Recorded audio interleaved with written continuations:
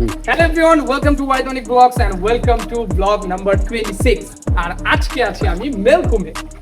মেলকুম সাধারণত সীতাকুণ্ডের সবচেয়ে বিপজ্জনক ট্রেন এবং আমি সাঁতার না জানি এটা আমার জন্য টোটালি রিস্ক। তাও আমি আজকে আসছি কারণ এখন বর্ষাকাল নাই। তো মেলকুমের অ্যাডভেঞ্চারটা কেমন হয় এটাই আজকের ভিডিওতে আমি আপনাকে দেখাবো। তো চলেন ভিডিওটা শুরু করি। তো আজকের ভিডিওতে আমরা যাচ্ছি হচ্ছে সীতাকুণ্ডের সবচেয়ে ভয়ঙ্কর একটা ট্রেলে, যার নাম হচ্ছে মেলকুম ট্রেল। এই ট্রেলটা আমার যাওয়ার আগ্রহ বিগত 1 বছর যাবত ছিল। সো আজকে ফাইনালি ওই দিন যে আমি আপনাদেরকে মেলকুম ট্রেলটাকে দেখাবো। So let's start the video. তো জার্নির শুরুতে আমরা জানতে পারলাম যে মেলকুম ট্রেলের জন্য আমাদের সর্বনিম্ন 3 ঘন্টার একটা ট্রেকিং পথ পাড়ি দিতে হবে। ক্রেজি না? তারপরও বুকে সাহস নিয়ে চলে গেলাম যে মেলকুম বলে কথা, ভাই যেমনিই হোক পথ তো অতিক্রম করতেই হবে। সো চলেন আজকের ভিডিওটা শুরু করি এবং আমাদের এন্টারটেইনমেন্ট মাধ্যমটা আপনাদেরকে দেখাই। শুরুতেই একটা বিপজ্জনক বোর্ড দেখা দিল ভাই। এমনিই কিন্তু আমি ভয়ে ছিলাম যে ভাই সাঁতার জানি না, মেলকুমে কেমনে যাব, কি করব, কোনো প্ল্যান নেই। তারপরও শুরু করলাম পথ।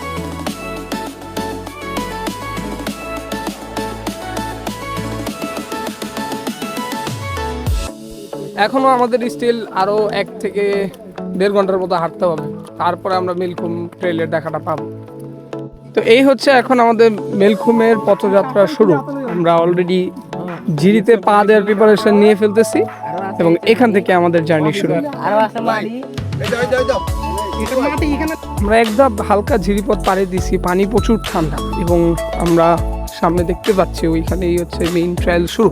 এখান থেকে শুরু না, আরও আসছে। যাই হোক, বলছিলাম যেটা আগে যে 1.5 ঘন্টার পথ, বাট এখন থেকেই পানি পাড়িয়ে আমাদের যেতে হবে। তো চলো আমরা শুরু করি। পথে আমাদের এই কাকা একটু সেফটি ইনস্ট্রাকশন দিয়ে দিয়েছিল যেন আমরা বেশি লেট না করি এবং দ্রুত চলে আসি। মেলকুম পুরো পথটাই যেন ছিল একটা জঙ্গলে ভরা, যেখানে যাচ্ছিলাম শুধু গাছগাছালি, পাহাড় আর নানান রকম ফসলের সমাহার বলতে গেলে। বন জঙ্গল পাড়ি দিয়ে হচ্ছে মেলকুম যাইতে হইতেছে। এই পর্যন্ত যতগুলা ট্রেল আমরা গেছি তার মধ্যে মনে হইতেছে এই ট্রেলটাতেই জঙ্গল বেশি। সীতাকুণ্ডের সবচেয়ে ফেভারিট আমার ট্রেল ছিল হচ্ছে ধাপিত্তাছড়া। এটা আমি সবচেয়ে বেশি অ্যাডভেঞ্চার পাইছি। কি না ছিল এই ট্রেলের মধ্যে। সো আজকে আমরা দেখবো যে মেলকুমের মধ্যে কি ভয়ঙ্কর অ্যাডভেঞ্চার অথবা আকর্ষণীয় অ্যাডভেঞ্চার আমরা নিতে পারি। তো চলেন যাই আমরা আরো ভিতরে।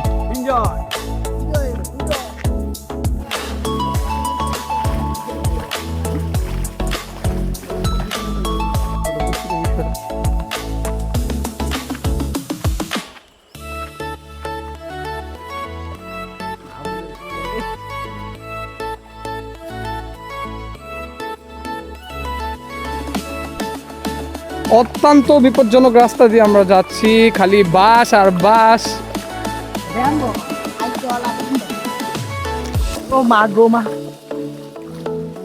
অ্যাডভেঞ্চারের ফান তো এইটাই, তাই না? একটা মেলকুমের মতো ভয়ঙ্কর লোকেশনে আসছে, যদি অ্যাডভেঞ্চার না করি আমার অবস্থা খারাপ হয়ে গেছে।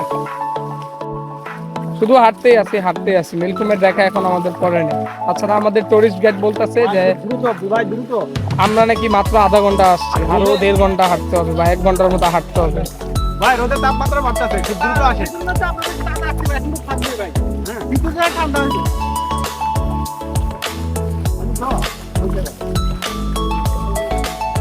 পথ শেষ হইতেছে না, আমরা যে যাচ্ছি মেলকুমের রাস্তার জন্য, জিরিপথ আর শেষই হচ্ছে না, এত লং।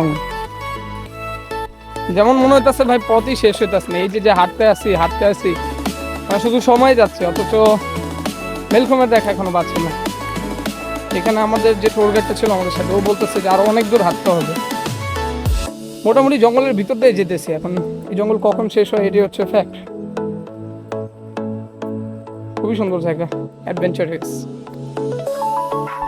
আমরা নিচে যেতে পারিনি কারণ আমার ওইখানে যাওয়া সম্ভব না, যেহেতু আমি সাঁতার জানি না। সো এর জন্য উপর দিয়ে যাওয়ার ট্রাই করব। এখানে কি শিকড় টিকড় বেয়ে তারপর যেতে হয়। চলেন আমরা এই পথ দিয়েই যাই। এমন একটা পর্যায়ে আছি, আমার টিমমেটরাই বলতেছে আসার টাইমে নিচ দিয়ে আসবো আর আমার ফেলাইবো উপর দিয়া। তা আমি এই রিক্সটা নিবো?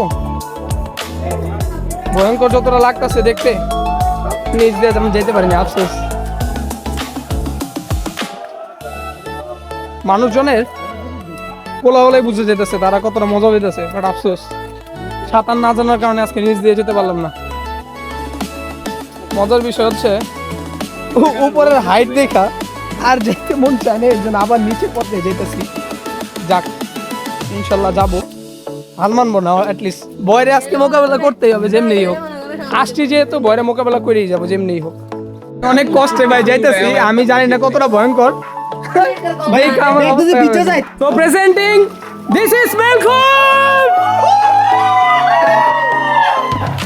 শত বাধা পারে দিয়ে আমরা মেলখুমে চলে আসছি।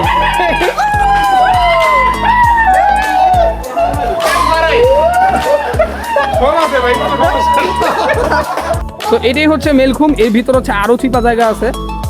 আর এখন মূলত বর্ষাকাল না হয় ওই লেভেলের পানি নাই, না হলে এইখানেই সম্ভবত গলা পর্যন্ত পানি থাকে। অনেকে বলে যে ঠাইও নাই।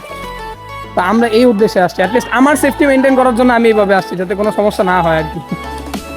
মেলখুমের বিপজ্জনক পথ শুরু হইতেছে, মানে যত আগে বাড়তেছি তত আমার কাছে মনে হইতেছে বিপদ বাড়তেছে। তারপরও এই আমার ছোট বেটা আমার প্রোটেকশন দিলেও দিতেছে, বিষয়টা হচ্ছে এরকম। ভাই যত সামনে যাইবেন ততই কত লিও আছে। That's good.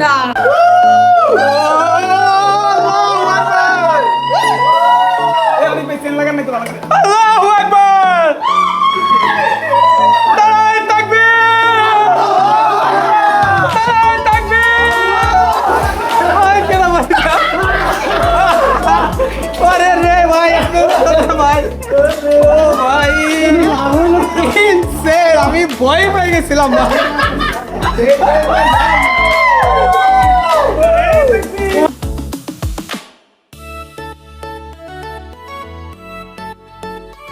সো গাইস, এটাই হচ্ছে মেলখুমের সেই গুহা। এই চিপা রাস্তাটা দিয়ে এখন আমাদের যাইতে হবে। এই যে আমাদের লোকজনগুলা যাচ্ছে, সেম আমারও এই জায়গাটা যাইতে হবে। আমি লিটারালি ভাবতেছি আমি কি করবো, কেমনে যাবো। অবস্থা খুব ভয়ঙ্কর, মানে আমি ব্যাগ কাঁধে নিয়ে যেতেছি। এবার বুঝেন কি অবস্থা, তারপরে যেতে হবে। মানে আপনারা কি বুঝতে পারতেছেন আমরা কোন পরিস্থিতিতে আছি, কোন জায়গায় যেতেছি? আমি আর লিটারালি বলতে গেলে সাহস পাইতেছি না। অনেক অনেক ডেঞ্জারাস এটা আসলে, বলারও বাইরে। ওই যে আপনি রাস্তাটা দেখেন একবার, দেখছেন অবস্থা যাচ্ছে। ওইখানে ঝর্ণাও আছে, ঝিরিও আছে, সবও আছে। এবং আমি কোনো রকম পাথরের একটু শেল্টার নিয়ে যাওয়ার চেষ্টা করতেছি, এছাড়া আমার আর পথ পাচ্ছি না। সামনে যে মনে হয় আবার ক্যামেরা অফ করে দিতেই হবে, এছাড়া এভাবে এক হাতে মোবাইল ফোন নিয়ে যাওয়াটা পুরোটাই রিস্কি। তো এই হচ্ছে পথ। আপাতত আমাকে ক্যামেরা বন্ধ করতে হবে। আমরা অনেক দূর পথ আগাইলাম মেলখুমে। একটা অ্যাক্সিডেন্ট ঘটতে আমাদের সাথে আপাতত। আমাদের বড় ভাই সোহাগ ভাই পড়ে গেছিল একবার পাথরে স্লিপকে। ভাই আমার কথা হচ্ছে এটা কতটুকু বিপজ্জনক আপনারাই বলেন। বিপজ্জনক কিনা খালি আমার আপনারাই বলেন। আমি কিন্তু অনেক ভয় পেয়েছি। আমার বুকে একটু সাহস ছিল বিদায় হয়তো আমি পারছি, আসতে তাহলে সম্ভব ছিল না। আপনি শহীদুল ভাই দেখেন কি বলে, কেমন লাগছে? কেমন লাগলো আপনার আশাটা? খুবই ভালো লাগছে। খুবই রিস্কি জায়গা, যারা আসবেন সতর্কতার সাথে আপনারা এই কনসেপ্টটা নিচ্ছেন, কারণ অনেক গর্ত আছে, পাহাড়ের খাদ আছে ছোট ছোট, এগুলা অনেক ডেঞ্জারাস। আমরা কিন্তু অনেক ভিউ দেখাও পারি জানি। সব জায়গায় দিন দেখানো সম্ভব না, কারণ কি পায়ে এবং হাতে ব্যালেন্স রাখতে হয়, কারণ ওই সময় ক্যামেরা করা সম্ভব না।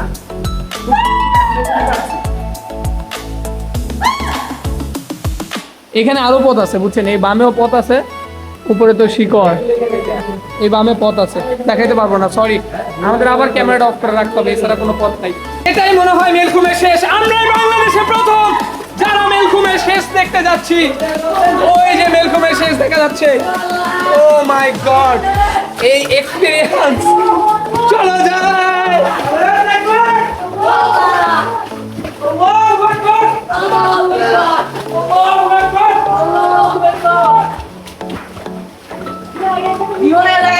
ফাইনালি আমরা চলে আসছি উপরে। জীবন বাইচে গেছে ভাই। মেলখুমের এই এক্সপিরিয়েন্স, এটা ক্রেজি। আমার বলতে ভাষা নাই। আমরা এক এক করে ইন্টারভিউ নিব সবার কাছে ব্যক্তিগতভাবে কেমন লাগছে। আর উপরে ওঠার পর এখানে আর কোনো পথ নেই, এখানে দেখাই যেতেছে এখানে আর কোনো পথ নেই। সো এতটুকুই থাক। এই তোমার এক্সপিরিয়েন্স কেমন লাগলো? এই জায়গাটা তোমার কেমন লাগছে? আমার কাছে খুব অদ্ভুত লাগতেছে। অনেক কষ্ট করে জার্নি করে আমরা এখানে এসেছি। আমাদের কাছে খুবই আনন্দ লাগতেছে। এখানে এসে আমরা ফলের সন্ধান পেয়েছি। ফলগুলো সংগ্রহ করার জন্য। ভাই আপনাদের অভিজ্ঞতাটা বলেন। অভিজ্ঞতা সেই, তবে যাওয়ার চিন্তা করতেছি যে এত মানে দুর্গম পথ পাড়ি দেওয়ার পরে আবার ব্যাগ যেতে হবে, এত যাবো কেমন লাগতেছে? কেমন লাগবে চিন্তা করতেছি। বড় ভাই বলেন। বলবো খুবই রিস্ক, যাদের হার্ট দুর্বল তারা আসবে না সে দয়া করে। আসলে ভাই খুবই রিস্কি একটা জায়গা, যারা মাউন্টেন ট্রাভেল করতে পারেন তারা আসবেন।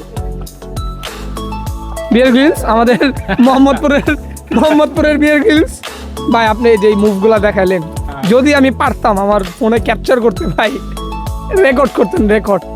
ব্যাগটা কাছে লুক একটু টায়ার লাগতেছে যদিও। আমাদের মোটামুটি আর যাওয়ার রাস্তা নেই, ওইখানে আমরা যে পথটা দেখছি ওইটা সেম জিরি পথ, জাস্ট এখন অন্ধকারে আসছিলাম আর এখন আলোর পথটা হচ্ছে এদিকে। আমি দেখাই আপনাদেরকে, মেলকুমের শেষ বলতে গেলে এইটাই, এখন এখান থেকে গেলে ওই সেম পথটাই পাবেন, কিন্তু আলোকিত পথ পাবেন, ওই জায়গাটা ছিল অন্ধকার। সো এইখানেই আমরা মেলকুমের জার্নিটাকে শেষ করব। আমরা আবার রিটার্ন যাব, যেটা হয়তো বা আপনাদেরকে নাও দেখাতে পারি, কারণ খুব ক্রেজি। সো আপাতত আমি বলবো মেলকুম ব্লগটা এতটুকুই রাখবো, এবং পরবর্তী ভিডিওর অপেক্ষা থাকবেন। সাবস্ক্রাইব করতে ভুলবেন না ওয়াহিদ অনিক ব্লগসকে। Bye by.